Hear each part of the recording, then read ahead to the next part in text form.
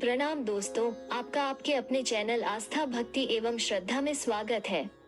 जय सिया राम, श्री सीता रामाय नमः। दोस्तों, विवाह पंचमी का पर्व भगवान श्री राम और माता सीता के विवाह की वर्षगांठ के रूप में मनाया जाता है। यह एक लोकप्रिय हिंदू त्योहार है। हिंदू पंचांग के अनुसार विवाह पंचमी मार्गशीर्ष के महीने के दौरान शुक्ल पक्ष के 5वें दिन मनाई जाती है। दोस्तों, आइए जानते हैं विवाह पंचमी का महत्व, तिथि एवं शुभ मुहूर्त, पूजा विधि, कथा। विवाह पंचमी पर क्या करें और क्यों नहीं होती है शादियां विवाह पंचमी के दिन। इसलिए दोस्तों, पूरी जानकारी के लिए वीडियो को अंत तक जरूर देखें और अगर आप मेरे चैनल में नए आए हैं तो सब्सक्राइब करना ना भूलें। दोस्तों, आइए सबसे पहले जानते हैं विवाह पंचमी का महत्व। बता दें कि भगवान राम को चेतना और माँ सीता को प्रकृति का प्रतीक माना जाता है। ऐसे में दोनों का मिलन इस सृष्टि के लिए उत्तम माना जाता है। विवाह पंचमी के दिन भगवान श्री राम और माँ सीता के संयुक्त रूप की उपासना की जाती है। ऐसा करने से विवाह में आ रही सभी बाधाएं दूर हो जाती हैं। इस दिन रामचरितमानस और बालकांड में भगवान राम और सीता के विवाह प्रसंग का पाठ करना शुभ माना जाता है। इससे परिवार में सुख का वास होता है। दोस्तों, आइए अब जानते हैं कि विवाह पंचमी पर आप क्या करें। आप मनचाहे वर वधू की प्राप्ति के लिए विवाह पंचमी का व्रत करें। भगवान राम सीता के विवाह की कथा का वाचन करें और वैदिक मंत्रों के साथ ही संपूर्ण रामचरितमानस का पाठ करें। इससे पारिवारिक जीवन सुखमय होता है और रात्रि जागरण करें। इस दिन राम रक्षा स्तोत्र के पाठ और भजन करना भी महत्वपूर्ण होता है। दोस्तों, आइए अब जानते हैं विवाह पंचमी का शुभ मुहूर्त। विवाह पंचमी पूजा होगी 8 दिसंबर 2021 को एवं दिन होगा बुधवार। पंचमी तिथि प्रारंभ होगी मंगलवार 7 दिसंबर 2021 को रात्रि 11:40 पर तथा पंचमी तिथि समाप्त होगी बुधवार 8 दिसंबर 2021 को रात्रि 9:25 पर। दोस्तों, आइए अब जानते हैं विवाह पंचमी की पूजा विधि। विवाह पंचमी के दिन आप ब्रह्म मुहूर्त में स्नान करें और साफ वस्त्र धारण करें। इसके बाद राम विवाह का संकल्प लें। इसके उपरांत आप श्री राम और सीता जी की मूर्ति या प्रतिमा स्थापित करें। मूर्ति स्थापना के बाद भगवान राम को पीले वस्त्र और माता सीता को लाल वस्त्र अर्पित करें। ओम जानकी वल्लभाय नमः इस मंत्र का कम से कम 108 बार जाप करें और भगवान राम और माता सीता का गठबंधन करें।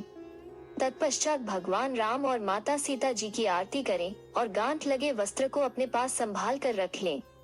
दोस्तों, आइए अब जानते हैं कि विवाह पंचमी पर क्यों नहीं होती है शादियां। भृगु संहिता में इस दिन को विवाह के लिए अबूझ मुहूर्त के रूप में बताया गया है, लेकिन मिथिला वासी इस दिन अपनी बेटियों की शादी करना पसंद नहीं करते। इसके पीछे उनकी धारणा यह है कि इस दिन विवाह होने के कारण ही देवी सीता और भगवान राम को पूर्ण वैवाहिक जीवन का सुख नहीं मिला। जब श्री राम को राजा बनने का सौभाग्य मिलने वाला था, तब देवी सीता को भगवान राम के संग वन में जाना पड़ा। जब वन से लौटकर श्री राम अयोध्या के राजा बने, तब राजधर्म निभाने के लिए श्री राम को माता सीता से अलग होना पड़ा।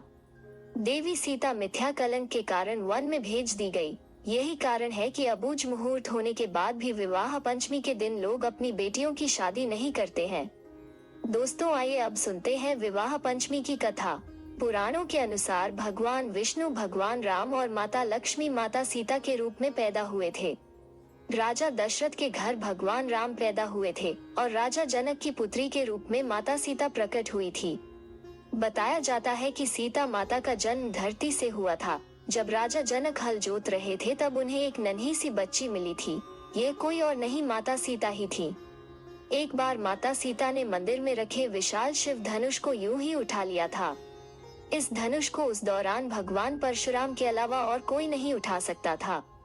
तब से राजा जनक ने यह घोषणा कर डाली कि जो कोई भी भगवान शिव के इस धनुष को उठाएगा, उसी के साथ सीता का विवाह किया जाएगा।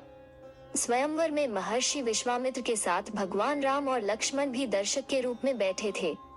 सीता माता के स्वयंवर में कई राजाओं ने प्रयास किया, लेकिन कोई भी उस धनुष को हिला नहीं पाया। इसके बाद हताश होकर राजा जनक ने करुणा भरे शब्दों में कहा, मेरी सीता के लिए कोई योग्य नहीं है। तब राजा जनक को देख महर्षि विश्वामित्र ने भगवान राम से इस स्वयंवर में हिस्सा लेने को कहा। गुरु की आज्ञा का पालन करते हुए भगवान श्री राम ने धनुष को उठाया और उस पर प्रत्यंचा चढ़ाने लगे। प्रत्यंचा चढ़ाते वक्त धनुष टूट गया।